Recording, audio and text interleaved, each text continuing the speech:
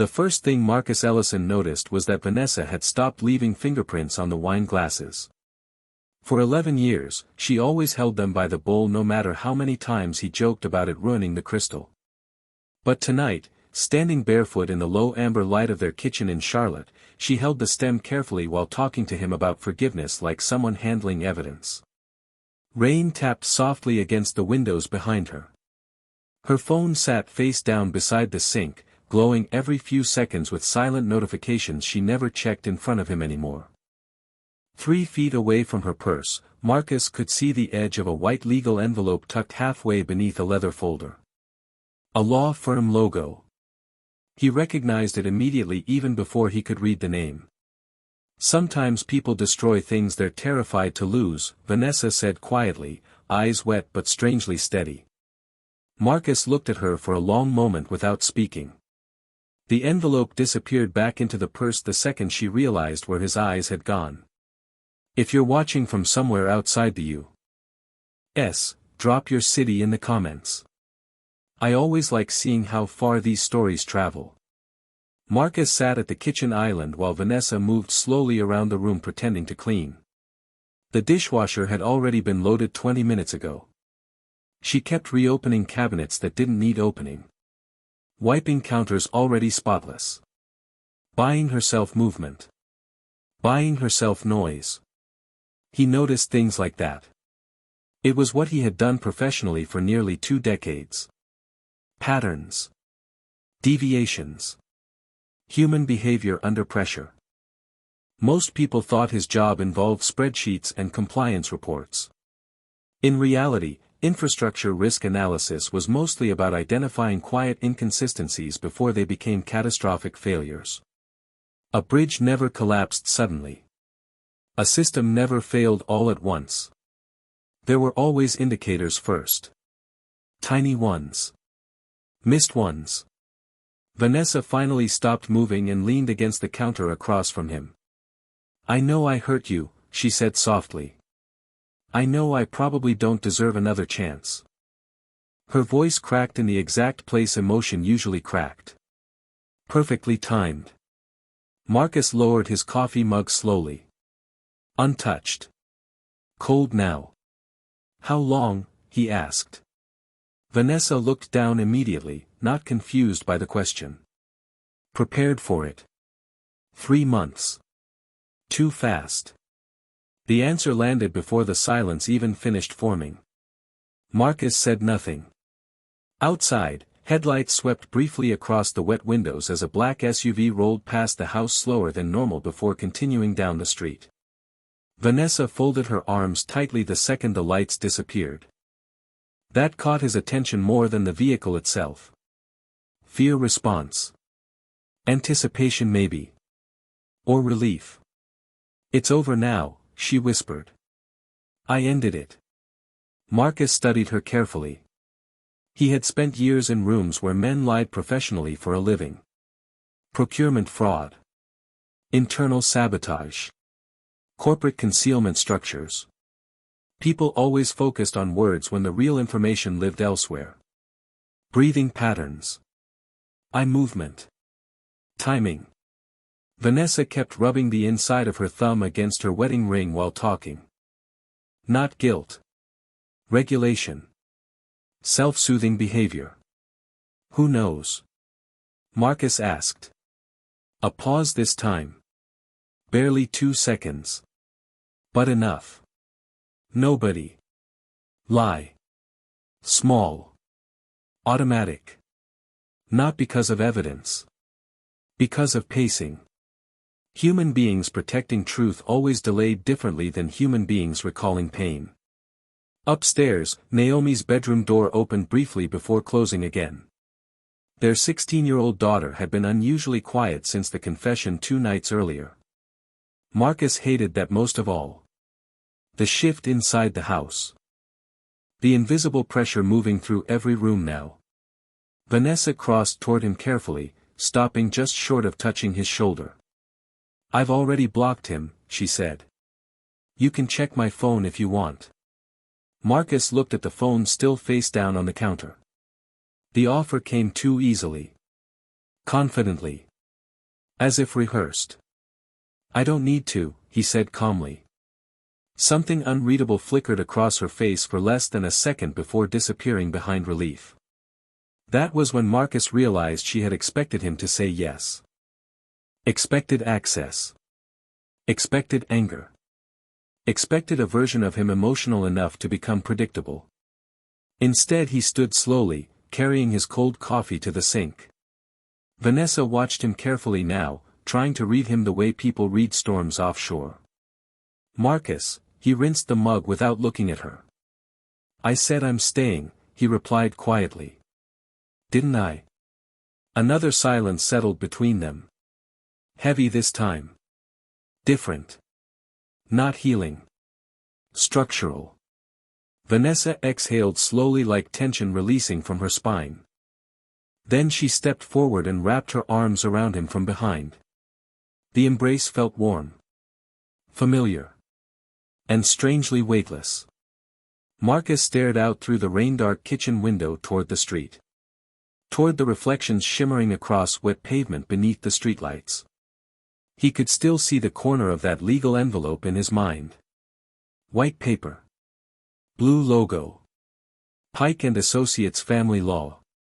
He knew the firm because his company had once hired them during an executive asset dispute involving hidden transfers and marital shielding structures. Expensive attorneys for complicated exits. Vanessa rested her head gently against his back. Thank you, she whispered. Marcus closed his eyes briefly. The words should have sounded emotional. Relieved. Human. Instead they sounded procedural somehow.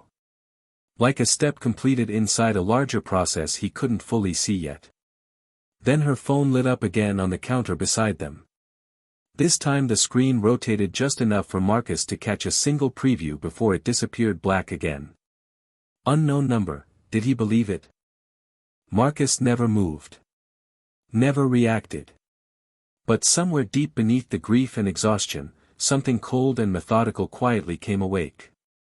Marcus slept less than 2 hours that night. Not because of the affair anymore. The affair had shape now. Boundaries.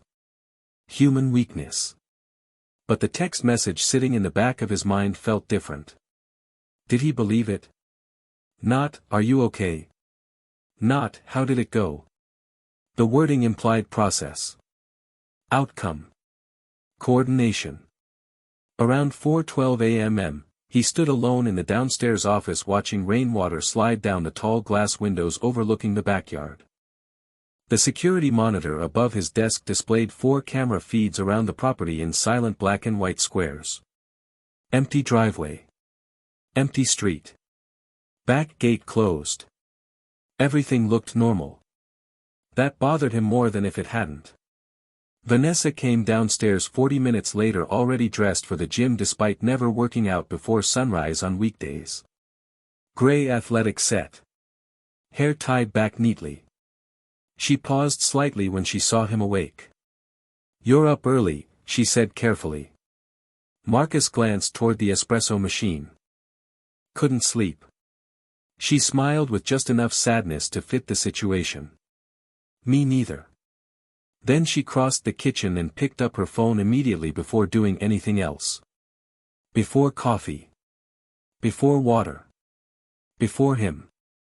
Marcus noticed she angled the screen away instinctively while checking notifications. Tiny movement. Fast. Practiced. I may stop by the office after the gym, she added casually. There's paperwork backing up because of everything. Marcus nodded once. Vanessa had always hated paperwork. For years she pushed contracts, disclosures, and tax packets toward him with playful annoyance because numbers made her tired. But over the last 6 months she'd suddenly become hyper-involved in financial documents. Joint account access. Property tax folders. Retirement summaries. At the time, he thought maybe success in luxury real estate had made her more financially engaged. Now the timeline felt wrong.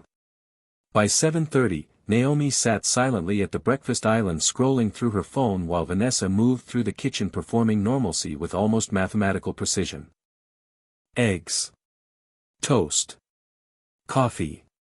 Smiles inserted at appropriate moments. Marcus watched his daughter instead. Naomi barely looked at her mother anymore. "You going to the charity thing Friday?" Naomi asked suddenly without lifting her eyes from the screen. Vanessa hesitated near the sink. "Probably." "Why?"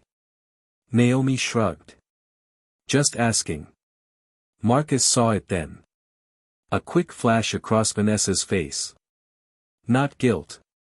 Calculation. "Your father's coming too," she said lightly. The statement landed strangely because Marcus had never agreed to go. Vanessa met his eyes immediately after saying it, almost as if checking whether he would contradict her. He didn't. Another small note filed away. By noon, Marcus sat inside his office tower uptown while Charlotte disappeared behind sheets of gray rain outside the 31st floor windows. 2 monitors glowed across his desk filled with infrastructure audit reports he normally could have analyzed in minutes. Instead his attention stayed fixed on a different screen entirely. Joint banking activity. Nothing dramatic. No massive withdrawals. No obvious theft. The movements were smaller than that. Cleaner. A consulting payment transferred 3 weeks earlier into an unfamiliar account ending in 4428. Then another. Then another. Rounded numbers. Deliberate spacing. Marcus leaned back slowly in his chair. Layering. Whoever moved money this carefully understood reporting visibility thresholds. His office phone buzzed. "Marcus," his assistant said quietly, "there's a Mr. Adrian Pike here to see someone on 28. He asked if your floor still required guest sign-ins." Marcus stared at the skyline without answering for a moment. "Did he say who he was meeting?" "No, sir. Just asked about security procedure." Marcus thanked her and hung up calmly. Pike and Associates. Same name from the envelope. Same law firm. He opened the building's internal visitor log system and searched the last 60 days. Adrian Pike had entered the tower 3 separate times. 2 visits had been logged during hours Marcus was traveling for work. The 3rd visit happened 3 weeks ago at 6:14 p.m. Marcus remembered that evening clearly because Vanessa had told him she was hosting a late client dinner across town. He sat motionless for several seconds, eyes fixed on the timestamp glowing softly against the dark monitor. Then another realization settled quietly into place beneath it. Adrian Pike hadn't signed into Vanessa's real estate office floor. He had signed into Marcus's floor. Marcus remained seated in his office long after the visitor log dimmed on the monitor. Adrian Pike had signed into his floor at 6:14 p.m. 3 weeks ago. Not Vanessa's office. Not a conference suite downstairs. His floor. Marcus replayed the date automatically in his head and immediately remembered where he'd been that evening. Atlanta. 2-day infrastructure summit. Vanessa had kissed him goodbye in the driveway that morning wearing one of his old college sweatshirts and complaining about a migraine. "I'll probably just stay home tonight," she'd said. He remembered because Naomi had joked that her mother only wore his clothes when she wanted sympathy. At the time, he laughed. Now the memory sat differently. Colder somehow. Marcus opened the internal access map tied to the building badge system.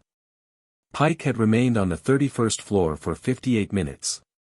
Not long enough for formal meetings. Too long for casual conversation. Then another detail surfaced quietly beneath the rest. The only private conference room on that floor requiring executive authorization belonged to Marcus himself. If you found out someone had been inside your professional world behind your back for months, would you confront them immediately? Or stay quiet and keep watching?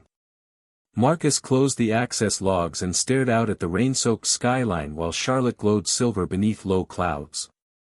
Most people misunderstood betrayal because they focused on emotion first. Rage. Heartbreak. Humiliation. But the truly dangerous betrayals were logistical. Planned. Structured. They required timing, access, confidence. Someone had walked a divorce attorney into Marcus's professional environment without his knowledge and somehow expected him never to notice. That realization hurt more than the affair itself. Not because Vanessa had lied. Because she had assessed him incorrectly. That part stayed with him all afternoon. At 6:40 p.m. Marcus arrived at the charity event Vanessa mentioned at breakfast. The rooftop ballroom overlooked the city through towering glass walls streaked with rainwater and reflected gold chandelier light. Wealth moved differently in rooms like this. Softer voices.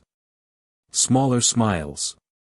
Expensive people pretending not to notice status while organizing every interaction around it. Vanessa stood near the center of the room in a dark emerald dress speaking with a circle of investors and brokers. She saw Marcus immediately the second he entered. Not surprised. Relieved. Like his appearance completed something operational. "There he is," she said warmly as he approached. Her hand rested lightly against his chest for exactly 1 second before she turned him toward the group. "Marcus is the genius in the family. He understands all the terrifying financial things I avoid." Laughter. Polite. Controlled. Marcus smiled faintly while shaking hands. Then he noticed the man standing 2 people behind Vanessa holding a bourbon glass near his chest. Mid-40s. Tailored navy suit. Calm eyes that studied people professionally instead of socially. Adrian Pike. Marcus recognized him immediately from the law firm website photo. Pike showed no visible surprise at seeing him. That bothered Marcus more than if he had. Vanessa continued talking while Pike watched him over the rim of his glass with the detached calm of someone evaluating risk exposure. "Marcus," Vanessa said lightly, "you remember Adrian. He handles some legal work for a development group I've partnered with." The sentence landed wrong instantly. Too polished. Too available. As if prepared in advance. Marcus extended his hand calmly. "Good to finally meet you." Adrian's grip was measured. "Likewise. Vanessa speaks very highly of you." Marcus noticed Vanessa looking at Pike before either man released hands. Tiny glance. Fast. Familiar. Not romantic. Coordinated. The kind of unconscious visual check people developed through repeated private interaction. During dinner, Marcus watched the room more than the stage presentation. Vanessa and Pike never sat near each other. Never spoke too long. Never crossed obvious lines. Which only made the spacing between them feel more intentional. At one point Vanessa laughed at something across the table and instinctively reached for her wine glass with her left hand. Pike shifted his own glass at the exact same moment to avoid collision before she even turned. Familiar timing. Practiced awareness. People who barely knew each other didn't move like that. Naomi texted him midway through the event. "You coming home soon?" Mom left her iPad open upstairs earlier. Marcus looked down at the next message as something slow and heavy settled into his chest. "I think she's been talking to lawyers for a long time." Marcus did not answer Naomi's text immediately. He sat at the dinner table inside the glowing rooftop ballroom while conversations and silverware blurred into soft ambient noise around him. Vanessa was speaking to an investor across from her, smiling at exactly the right moments, one hand resting lightly against the stem of her wine glass. Adrian Pike stood near the floor-to-ceiling windows 20 feet away speaking quietly with another attorney, but Marcus noticed something strange now that he was looking for it. Neither Vanessa nor Pike acknowledged each other directly anymore. Not once. It was overcorrected behavior. Deliberate distance. The kind people created after already becoming too familiar. Marcus finally typed back to Naomi. "Don't touch anything. I'll look when I get home." Then he slipped the phone back into his pocket and watched Vanessa laugh at a joke she hadn't heard because her eyes moved instinctively toward Pike half a second before everyone else reacted. She already knew the punchline. Marcus drove home through rain just after midnight with the city lights sliding across the windshield in long fractured streaks. Vanessa stayed behind claiming she needed to network with developers from Atlanta. He didn't question it. The silence between them had changed shape now. It no longer felt emotional. It felt operational. Upstairs, Naomi sat cross-legged on her bed waiting for him with the iPad already charging beside her. "I didn't snoop," she said quietly. "It just lit up." Marcus nodded once and sat beside her desk. The device opened normally at first. Calendar. Email. Property listings. Nothing unusual. Then he noticed the recently used applications bar at the bottom of the screen. A document scanner. Secure file transfer software. Encrypted messaging. Not impossible for a real estate broker to use. But Vanessa had once called cloud storage too complicated, and made Marcus organize every digital document in the house for years. He opened the scanned files folder calmly. Most were harmless. Closing disclosures. Property tax forms. Client IDs. Then one thumbnail stopped him cold. A scanned copy of his signature. Marcus enlarged the image slowly. It was from an internal authorization form tied to one of his corporate asset management accounts. His signature looked authentic at first glance. Perfect spacing. Correct slant. But Marcus knew his own handwriting the way architects knew stress fractures in concrete. Tiny hesitation marks near the M, artificial smoothness in the lower loop of the E. Someone had practiced it. Naomi watched his face carefully. "Dad?" Marcus locked the screen gently. "You ever see your mother use this?" Naomi shook her head slowly. She started keeping the iPad with her all the time a few months ago. A few months ago. Same timeline again. The affair. The legal envelope. Adrian Pike visiting his office floor. The account transfers. Marcus stood and walked downstairs while the house settled into silence around him. Rain tapped softly against the rear windows overlooking the dark backyard.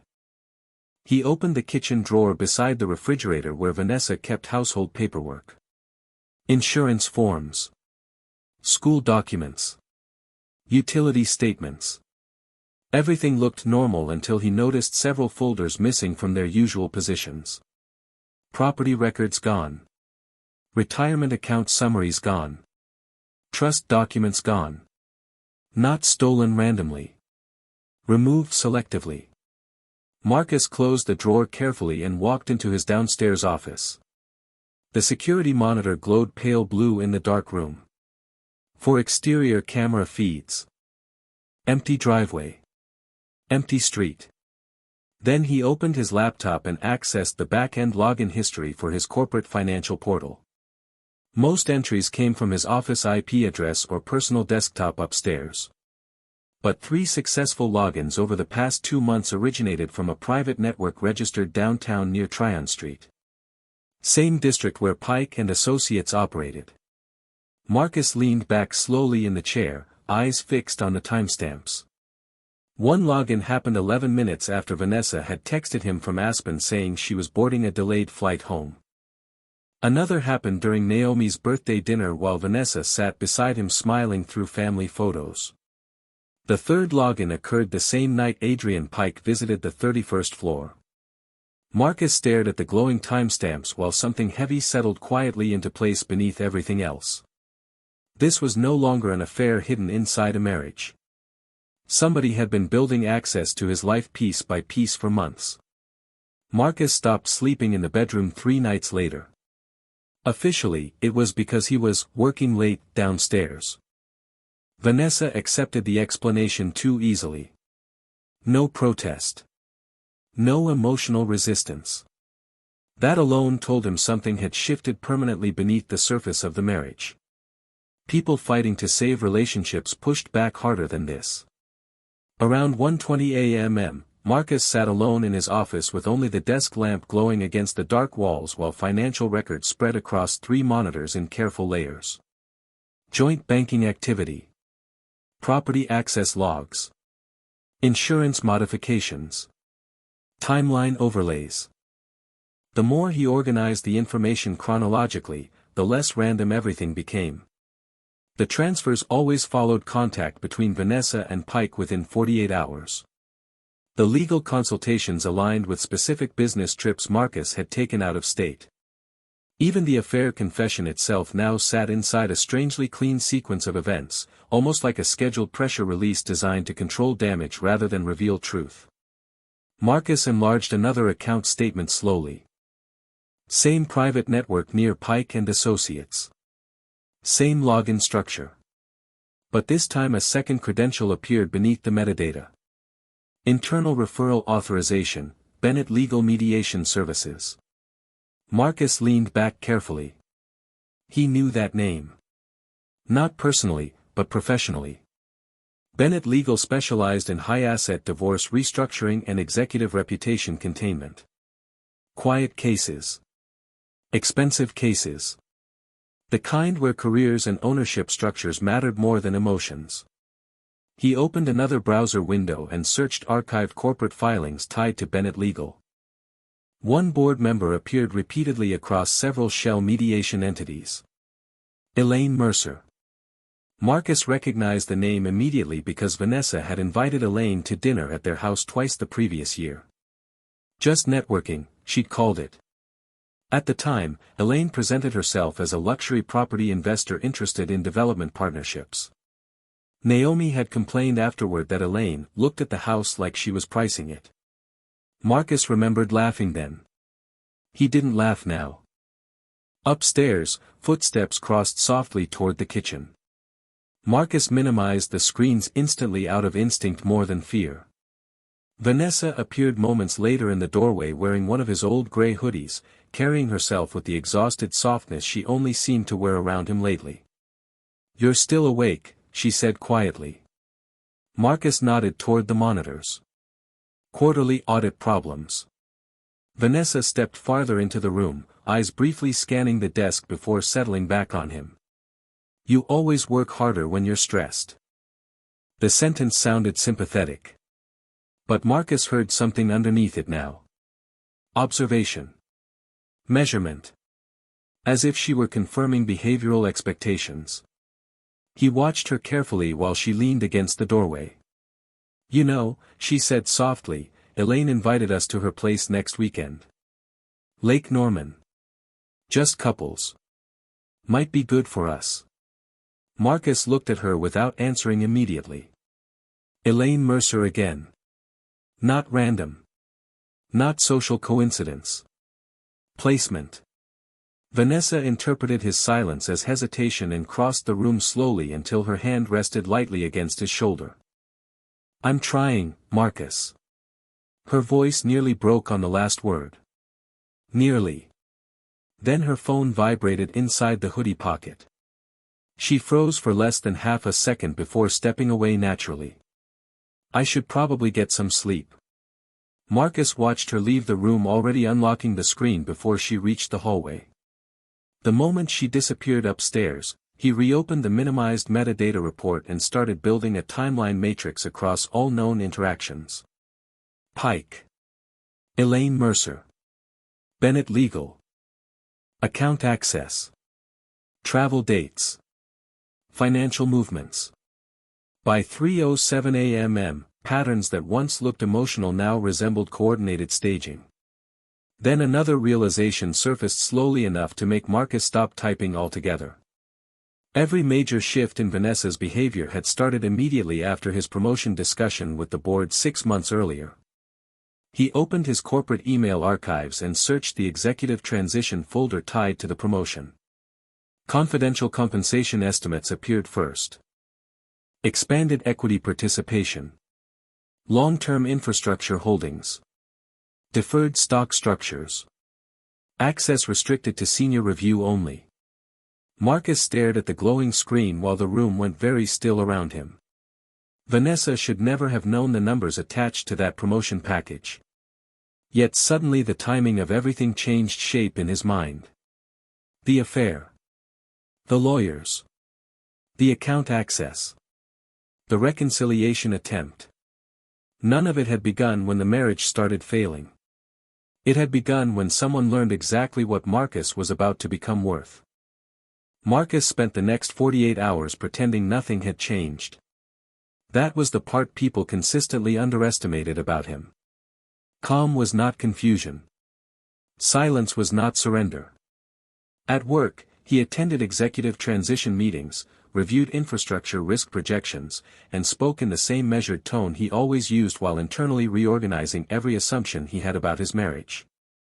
By Thursday evening, he sat alone inside a private conference room 3 floors beneath the executive offices reviewing another layer of internal compensation documents tied to the promotion package. Rain hammered softly against the dark windows overlooking uptown Charlotte while the city glowed below in fractured reflections. The restricted package wasn't just salary increases and stock options. It included infrastructure equity participation tied to federal transportation contracts scheduled over the next 7 years. Deferred payouts. Trust-protected holdings. Silent ownership structures. The numbers were far larger than Vanessa could have guessed casually. Someone had explained them to her. If you've ever realized people around you were manipulating information behind your back for months without you knowing, then you already understand how terrifying calm can become.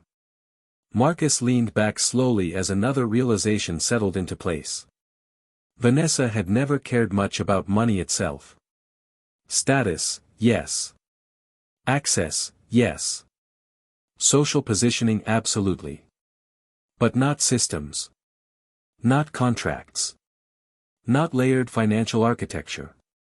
The complexity behind these structures required guidance from someone who understood executive divorces professionally. Someone like Adrian Pike. Someone connected to Bennett Legal. Someone patient enough to build leverage quietly over time. Marcus opened another file tied to his executive transition review and froze briefly when he noticed an internal access notation near the metadata history. External print authorization requested 6 weeks earlier. Approved manually through Human Resources Liaison Support. Marcus stared at the approval initials for several seconds before recognition hit him. Denise Calder. Vanessa's closest friend from college. Denise had joined Marcus's company 8 months ago in senior HR compliance. Suddenly dozens of interactions replayed differently in his mind. Denise asking oddly specific questions during dinner about executive compensation structures. Denise casually mentioning how messy corporate divorces became once equity packages vested. Denise encouraging Vanessa to protect herself legally after the affair confession. Marcus closed his eyes briefly. Another node in the structure. Another person inside the circle. Later that night, Marcus attended the Lake Norman gathering at Elaine Mercer's estate because saying no now would reveal awareness too early. The property sat behind iron security gates overlooking black water shimmering beneath low clouds and scattered dock lights. Luxury moved quietly here. Heated stone walkways. Floor-to-ceiling glass.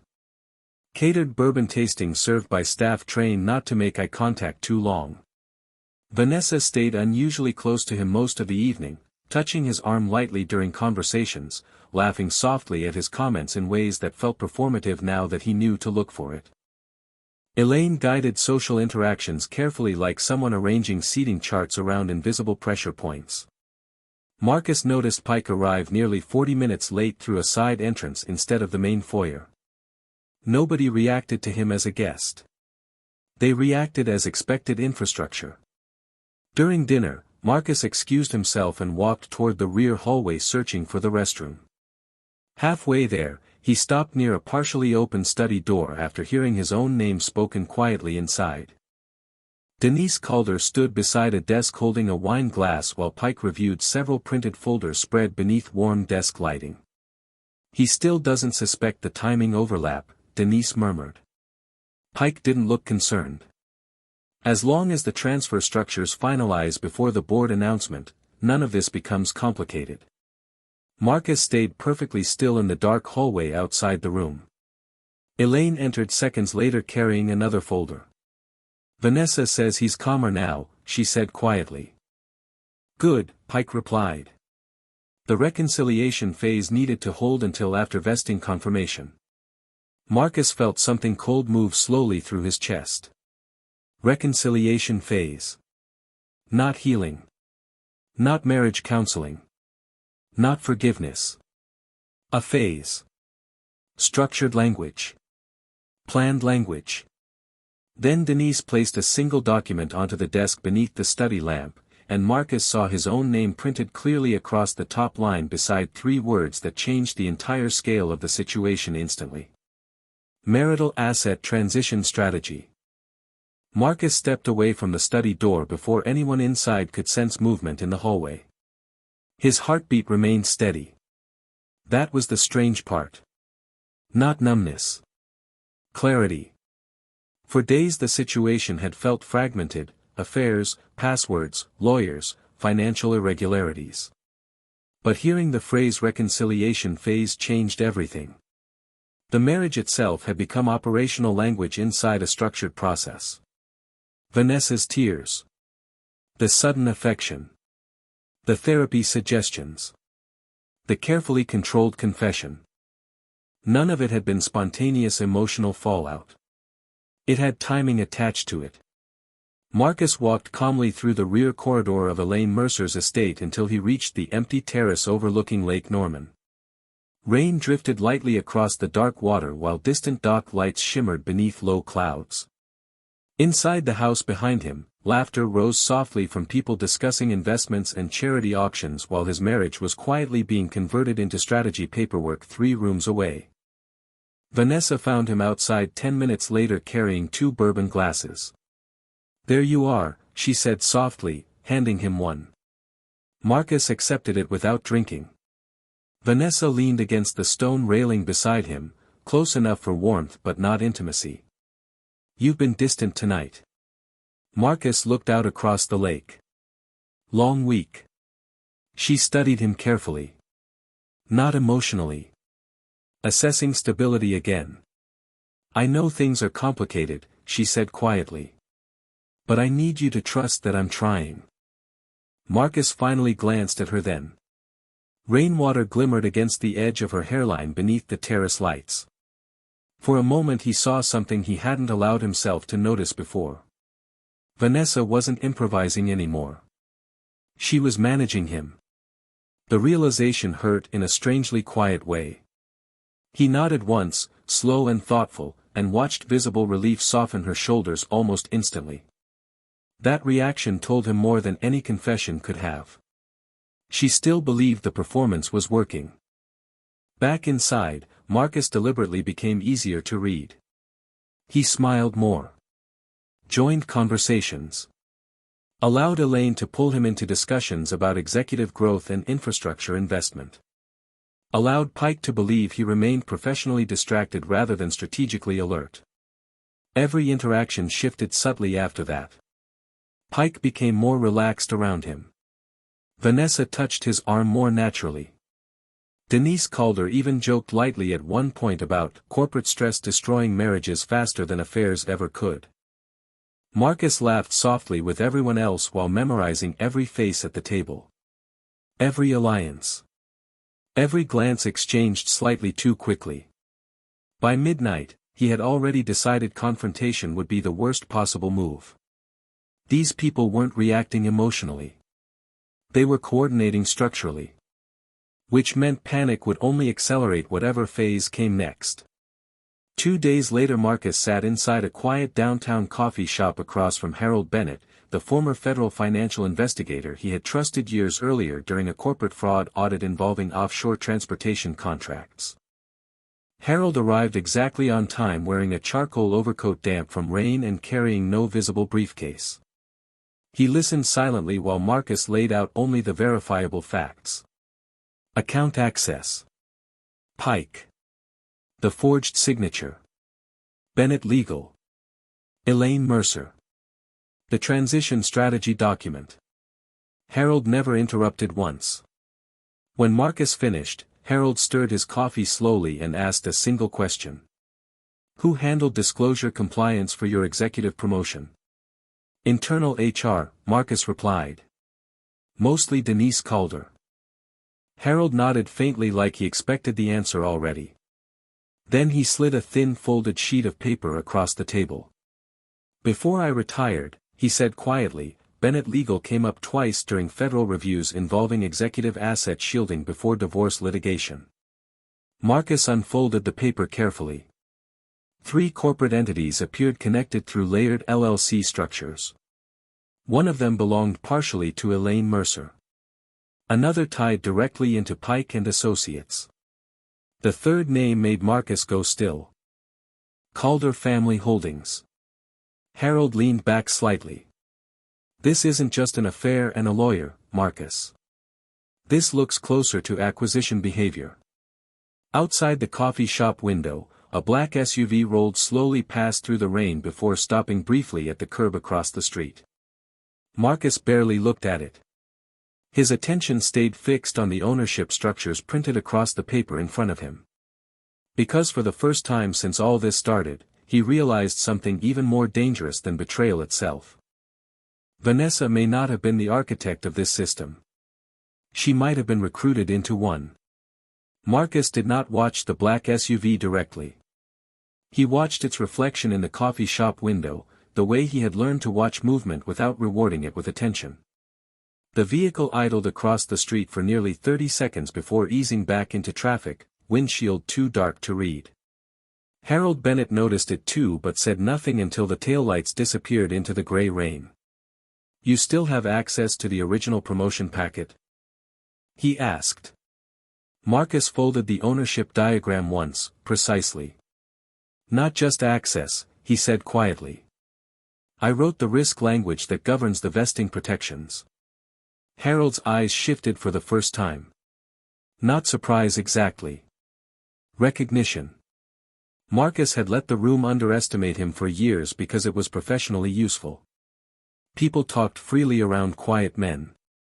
They made assumptions around husbands who didn't perform dominance. They confused restraint with ignorance, and Marcus had built an entire career out of letting them.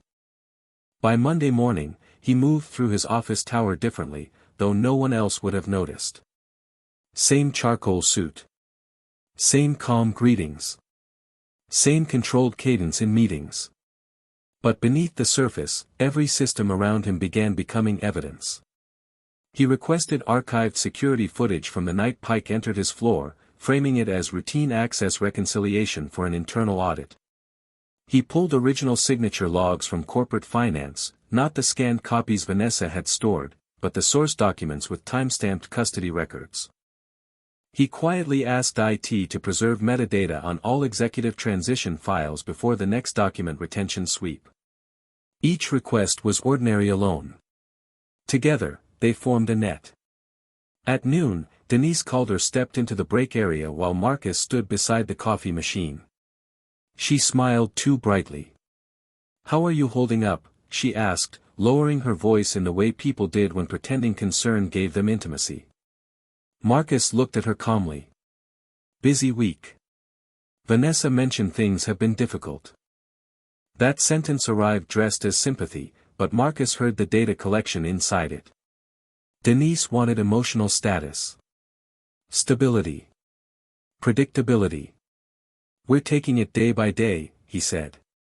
Soft enough to sound wounded. Controlled enough to reveal nothing. Denise's shoulders relaxed slightly. She believed she had received useful information. Marcus noticed her thumb hovering over her phone before she even turned away. By 2:15, Harold had already confirmed what Marcus suspected. Denise's HR credentials had accessed the compensation packet 6 weeks earlier, then generated a print authorization from a secure floor printer outside her department. But the document never appeared in normal pickup logs. Someone had intercepted the output before custody closed. Marcus sat in a silent boardroom overlooking the city while Harold's message glowed on his phone. Not theft yet. But unauthorized disclosure if we prove chain. Marcus exhaled slowly. Legal leverage. Real leverage. Not emotional. Not speculative. Documented. That evening, Vanessa met him at home with dinner already arranged on the table, candles lit between plates neither of them had touched. The scene was almost beautiful in its precision. "I booked us a counseling session," she said carefully. "Friday morning." Marcus loosened his tie and sat across from her. "Okay." Vanessa blinked once, surprised by how easily he agreed. "Really? You said you were trying." He let the words sit there like trust. She reached across the table and took his hand. Her palm was warm. Her grip slightly too firm. Relief again. Always relief when he became easier to manage. Across the room, her phone lit beside a folded napkin. Marcus saw only part of the preview before the screen dimmed. Friday works. Keep him calm until then. He gave no reaction. None. Instead, he squeezed Vanessa's hand gently and watched her mistake the gesture for surrender. Later that night, after she went upstairs, Marcus entered his office and opened the secure archive Harold had helped him build. Footage. Metadata. Access logs. Financial transfers. Signature scans. Corporate print records. Social timelines. Then Marcus added one more file from a private storage drive Vanessa had never known existed, the original prenuptial addendum his attorney had drafted years earlier when Marcus first entered infrastructure equity work. Vanessa had signed it without caring because at the time, the numbers looked small. But one clause now mattered more than everything they had tried to reach. Any marital claim tied to executive equity became void if obtained through unauthorized disclosure, forged authorization, or coordinated concealment. Marcus stared at the clause in the blue-white glow of the monitor while rain tapped softly against the dark glass behind him. For the first time in weeks, the board was no longer only theirs. And if Harold could verify the document chain by Friday, the reconciliation phase they thought was protecting their strategy might become the very thing that destroyed it. By Friday morning, the house felt calmer than it had in weeks. That was the dangerous part. Vanessa moved through the kitchen humming softly while sunlight broke through rain clouds outside for the first time in days, warming the marble countertops in pale gold streaks. She looked lighter now. More relaxed.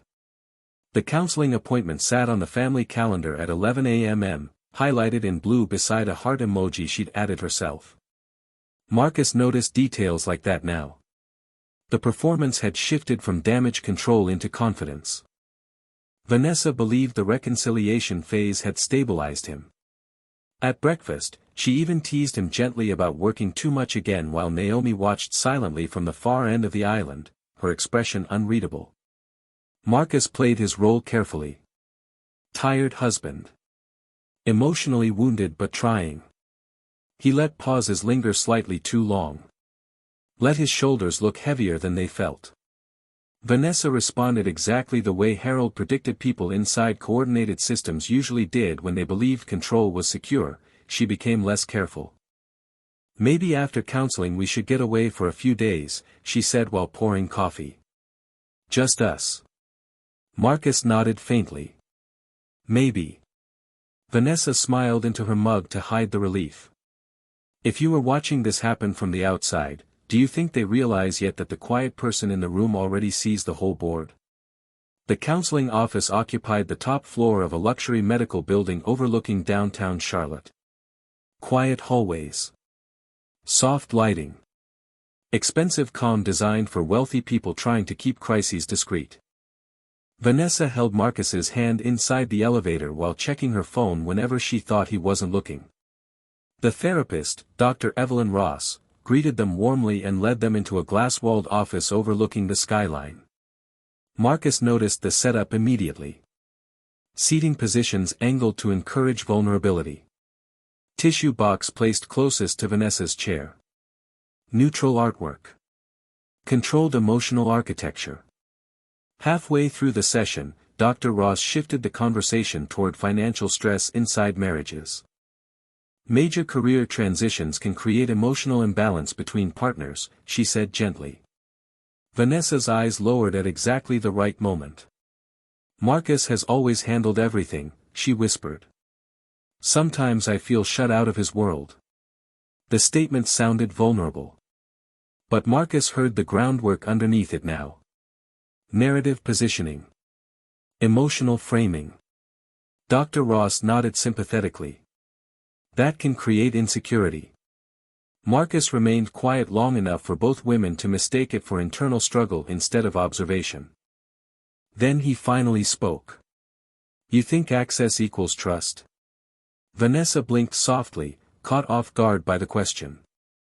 No. I just mean partnerships should feel equal. Marcus leaned back slowly, calm as ever. Interesting. Nothing more. But he saw the tension flicker briefly across her face after that. Tiny. Fast. For the first time all week, Vanessa looked uncertain about where he stood emotionally. That mattered. After the session, Vanessa insisted they have lunch at a rooftop restaurant overlooking the city. White tablecloths. Floor-to-ceiling glass. Executives and attorneys moving quietly through expensive conversations around them. Halfway through the meal, Vanessa excused herself to take a call near the balcony corridor. Marcus remained seated, untouched bourbon resting beside his hand while reflections moved across the glass walls around him. Then he saw Adrian Pike enter the restaurant through the lower private elevator reserved for business suites upstairs. Pike never looked toward Marcus directly. But he slowed almost imperceptibly when passing Vanessa near the corridor. No words exchanged. No greeting. Yet Vanessa subtly adjusted the position of her handbag against her side immediately afterward. Transfer behavior. Marcus waited until she returned to the table smiling softly before speaking again. You know Pike better than you let on. Vanessa froze for less than half a heartbeat. Then sadness returned to her face like a mask sliding back into place. Marcus, he lifted one hand gently. Not confrontation. Permission to continue the lie. Vanessa relaxed again. Too quickly. By evening, Harold Bennett had verified the final chain of custody records tied to the leaked executive compensation files. Denise Calder accessed them illegally. Pike's firm received external review copies before vesting confirmation. And one additional detail surfaced buried inside the metadata trail. A private trust entity had already been prepared months earlier anticipating a future marital asset transfer tied specifically to Marcus's equity package. Harold's voice stayed calm over the phone. They built the structure before the affair confession even happened. Marcus stood alone inside his dark office watching city lights pulse beyond the windows while the secure archive glowed across his monitor. Then he opened another encrypted file Harold sent moments later, a preliminary draft agreement between Pike and Associates and an entity called Mercer Strategic Holdings. Beneath the legal language sat a projected asset estimate attached to Marcus's future executive equity. 9 figures. The number stayed on Marcus's screen long after the city outside disappeared into midnight rain. 9 figures. Not projected fantasy wealth. Structured equity tied to federal infrastructure expansion already moving through committee approval channels. Enough money to turn quiet legal manipulation into a long-term acquisition strategy. Marcus sat alone in the dark office while the secure archive reflected pale blue light across the glass walls around him. Vanessa had never once asked about love after the confession. Not really. She asked whether he trusted her. Whether he believed her. Whether they could move forward. Operational language disguised as emotional repair. Across the room, the security monitor displayed the front driveway in grainy black and white. At 12:43 a.m., a black SUV rolled slowly past the house again before continuing toward the subdivision exit. 3rd time this month. Marcus simply noted the timestamp. Nothing about this felt improvised anymore. By Tuesday afternoon, the pressure around him became visible even to people outside the structure. At work, Denise Calder stopped by his office twice without reason. Vanessa texted more frequently than usual asking where he was, how late meetings would run, whether he wanted dinner reservations. Pike appeared unexpectedly at a downtown executive luncheon Marcus attended with transportation board members, moving through the room with the calm confidence of a man already spending future money in his head. During cocktails, Pike finally approached him directly beside a wall of rain-dark windows overlooking Charlotte traffic below. "Vanessa says things are improving," Pike said smoothly. Marcus sipped bourbon once before answering.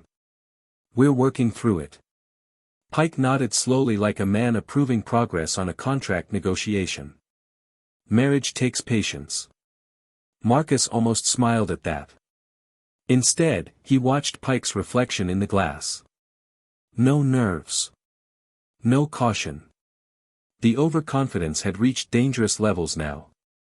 Pike genuinely believed Marcus remained emotionally trapped inside reconciliation while the real decisions happened elsewhere. That belief was becoming useful.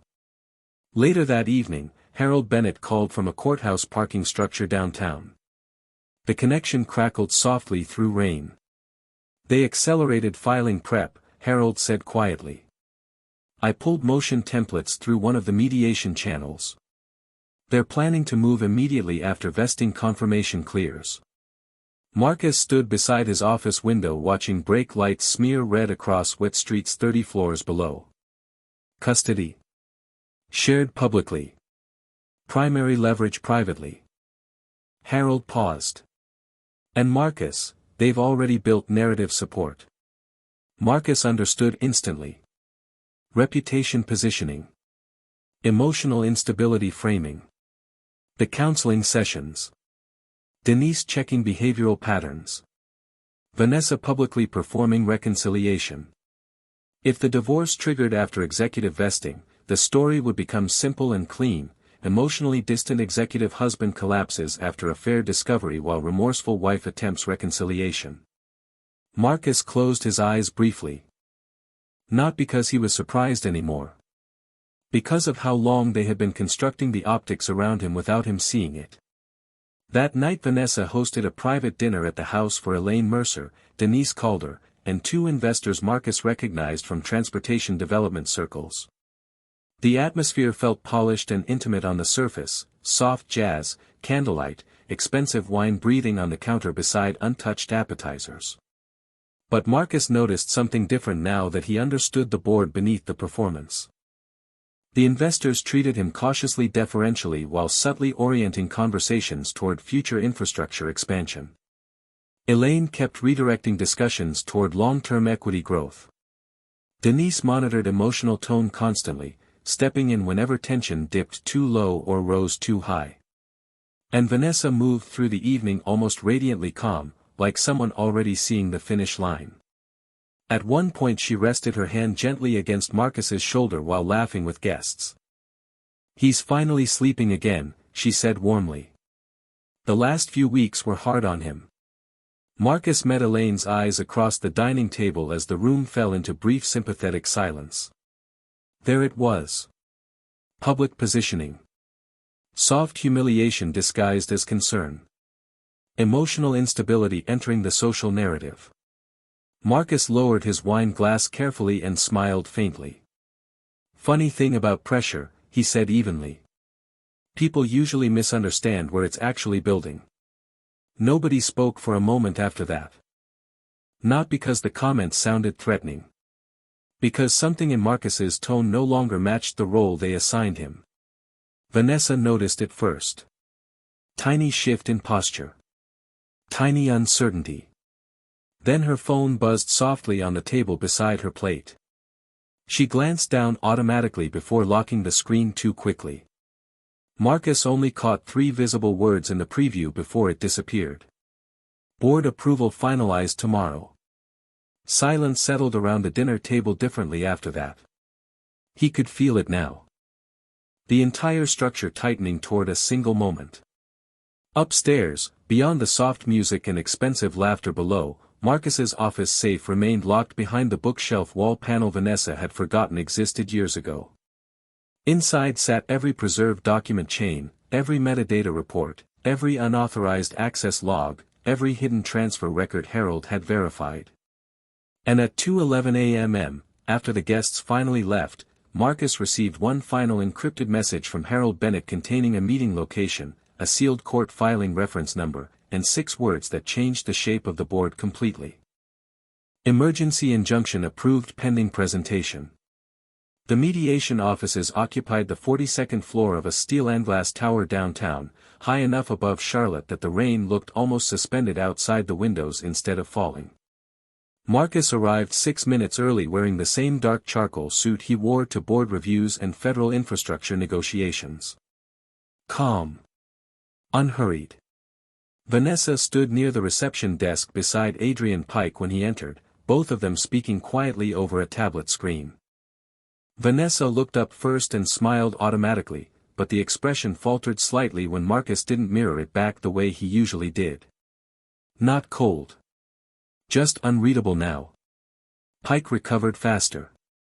Marcus, he said smoothly, extending a hand. Glad we could finally sit down and resolve things constructively. Resolve things. Interesting wording for a man who still believed the structure belonged entirely to him. Marcus shook his hand once. That depends on what version of things we're resolving. Pike's smile barely shifted, but Vanessa looked at Marcus more carefully after that. The conference room beyond the reception area looked intentionally neutral. Soft gray walls. Frosted glass. Expensive silence. 2 mediators already waited inside beside stacks of organized folders and glowing tablets. Marcus recognized one immediately from federal arbitration panels years earlier. Sandra Whitmore. Sharp enough to notice patterns quickly. That mattered. Vanessa sat across from Marcus with careful sadness arranged across her face while Pike opened the meeting with polished restraint. This process is meant to reduce unnecessary conflict, he said calmly. Both parties understand the emotional strain recent events have created. Emotional strain. Marcus almost admired the consistency. Everything reduced to emotion whenever systems needed hiding underneath. For the first 20 minutes, Pike controlled the room confidently. Shared assets. Marital reconciliation attempts. Emotional instability after betrayal disclosure. Vanessa spoke softly at exactly the right moments, occasionally lowering her eyes when discussing how distant Marcus had become after learning about the affair. One mediator even nodded sympathetically while taking notes. Then Pike slid the proposed settlement structure across the table. Considering the upcoming vesting package, he said evenly, we believe equitable distribution. Pause there, Marcus interrupted quietly. The room went still immediately because it was the first time he had interrupted anything all morning. Marcus opened the slim black folder he'd brought with him and removed a single document, placing it carefully on the table between the mediators. Sandra Whitmore picked it up first. Her expression changed before she even reached the second page.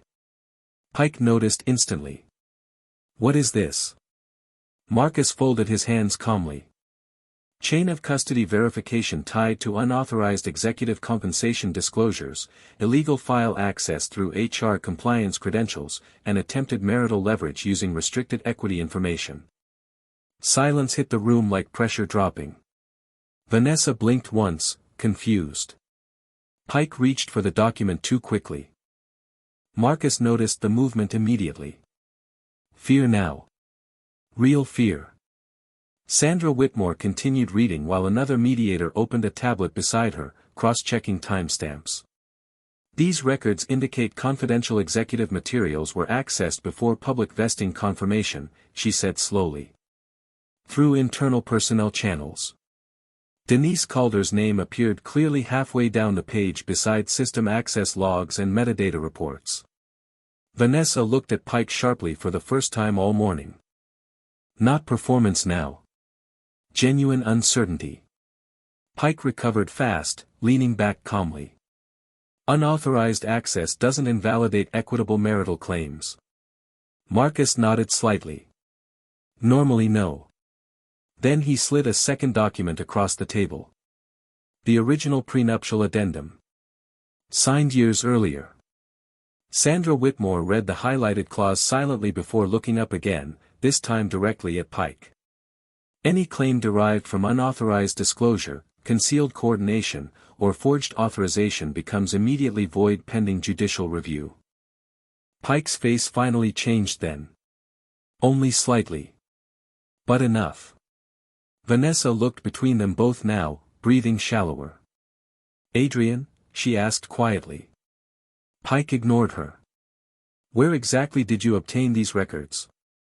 Marcus met his eyes evenly across the polished conference table. You spent months assuming emotional people don't preserve evidence. The second mediator's tablet chimed softly with an incoming court notification. Sandra Whitmore opened it and went completely still. Then she looked toward Pike with something close to disbelief. An emergency injunction has been granted freezing all pending transfer structures connected to Mercer Strategic Holdings until fraud review concludes. Vanessa turned fully toward Pike now. What does that mean? Pike said nothing at first. Outside the glass walls, thunder rolled softly across the skyline while Charlotte blurred beneath rain and gray light. Then Sandra Whitmore lowered the tablet carefully onto the table and spoke the words that finally fractured the room completely. It means, she said quietly, someone has already informed the court this entire asset strategy may have been constructed through coordinated misconduct. No one spoke for several seconds after Sandra Whitmore lowered the tablet onto the conference table. The silence inside the mediation room changed texture completely. Before, it had been controlled. Negotiated. Curated by attorneys and emotional framing. Now it felt like structural collapse beginning somewhere deep beneath the floor. Vanessa looked first at Pike, then at Marcus, trying to understand which version of reality she was standing inside. Adrian, she repeated softly, but this time the name sounded less like trust and more like fear. Pike finally reached for the injunction notice, reading faster with each line while the confidence slowly drained from his posture in increments too small for most people to notice. Marcus noticed all of them. The tighter jaw. The shallow breathing. The right thumb pressing harder against the paper edges. Pike was calculating exposure now, not strategy. That alone shifted the balance of the room permanently. Sandra Whitmore closed the folder in front of her with measured restraint. Mr. Pike, she said evenly, did your firm receive access to confidential executive compensation materials before vesting approval? Pike didn't answer immediately. For the first time since Marcus met him, the attorney looked unprepared for the next sentence. Vanessa stared at him openly now. What is she talking about? Pike finally set the papers down. Vanessa, let me handle this. Wrong answer. Marcus saw the realization hit her almost physically. Not because Pike sounded guilty. Because he sounded controlling. Like someone protecting process instead of people. Vanessa turned slowly toward Marcus across the table. You knew. Marcus held her gaze calmly. I knew enough to stop pretending this was about healing the marriage. The words landed harder than shouting would have. Vanessa blinked rapidly, trying to reorganize weeks of assumptions at once. Around them, both mediators were already speaking quietly with legal staff outside the room while documents moved between tablets and encrypted email chains. Systems were activating now. Not emotional consequences. Institutional ones. Pike stood abruptly. This mediation is suspended pending review. Sandra Whitmore didn't even look up. You don't control that decision anymore. Across the glass walls beyond the conference room, associates inside neighboring offices had begun noticing movement. Staff whispering. Attorneys repositioning. Reputation traveled fast in buildings like this. Marcus remained seated while Vanessa's composure started breaking apart in uneven flashes. Marcus. I didn't know about all of this. Her voice cracked for real this time. No calibration. No placement. Just panic finally surfacing beneath weeks of performance. Marcus believed part of her meant it. That was the tragedy underneath everything. Vanessa had entered the structure thinking she understood it too. "You knew enough," he said quietly. She looked like she wanted to argue, but couldn't find stable ground anymore. Because every emotional narrative she'd been using now collided against evidence, timestamps, access logs, signatures, financial trails. Reality had become procedural.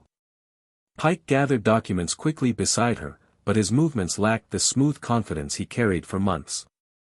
2 additional attorneys entered the room moments later, speaking in low voices Marcus couldn't fully hear. But he caught enough. Bar exposure. Federal review. Unauthorized disclosure chain. Pike's face hardened instantly. Not toward Marcus. Toward the situation itself. Toward collapse. Vanessa heard it too. "Federal," she whispered. Nobody answered her directly. That silence frightened her more than explanations would have. Later, in the hallway outside mediation, Vanessa caught Marcus near the elevator banks while rain hammered softly against the dark city windows beyond them.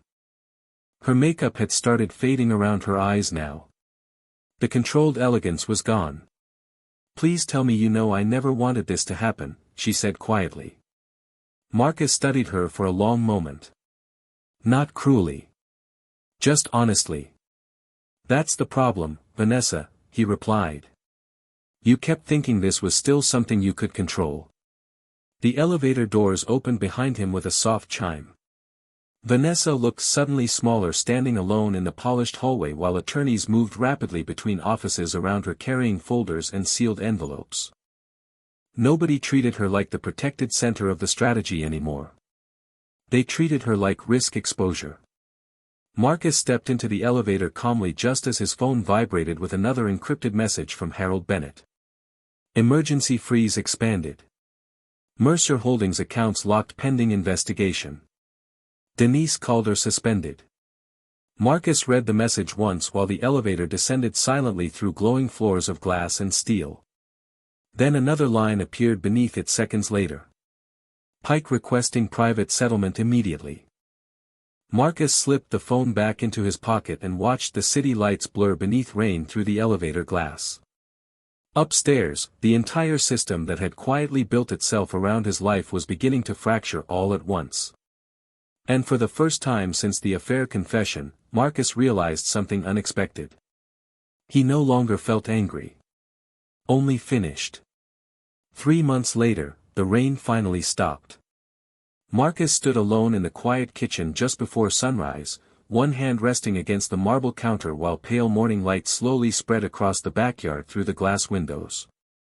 The house felt different now. Not emptier exactly. Lighter.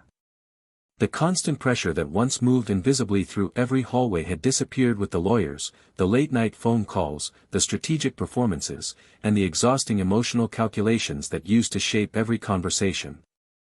Upstairs, Naomi was getting ready for school while soft music played faintly from her room.